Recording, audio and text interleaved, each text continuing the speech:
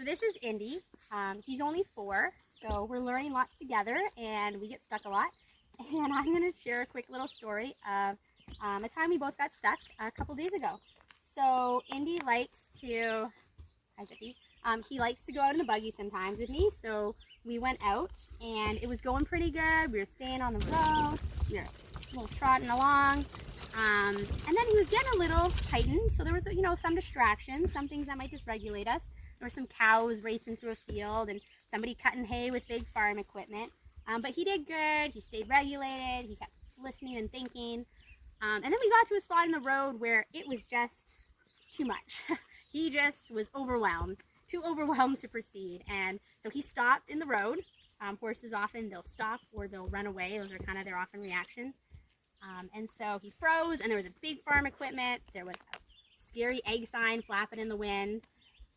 There was a mailbox flapping in the wind, and then there was also a buggy coming down, and he was just like, this is too much. He couldn't go any farther, and so he decided to back up. That was his problem solving. So when you're scared, you often, here's Zippy, move over here.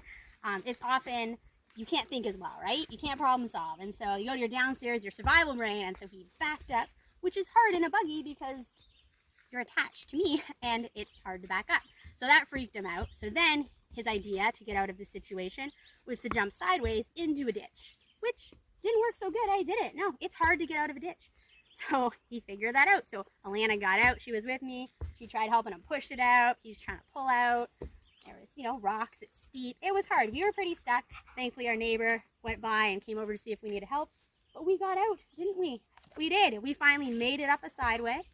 And then when he got to the top, you could just see his whole body like relax. He was like, like, I made it, I'm okay. He looked around, took a deep breath. The egg sign wasn't killing him. The buggy was fine. The mailbox didn't seem as scary anymore. And so now he was able to think, right? Now he was able to access that problem-solving thinking part of his brain. And then we were able to continue on down the road. So we got unstuck and we kept going. And then we had to turn around and go back because in order to get home, we had to go back by all these scary things.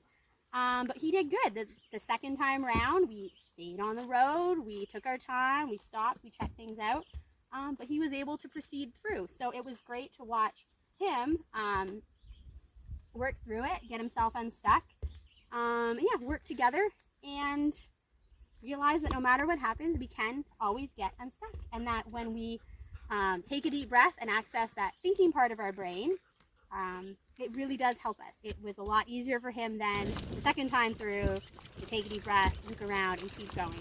Whereas the first time through, he was just panicked and scared, and he was not thinking logically at all. Were you, buddy?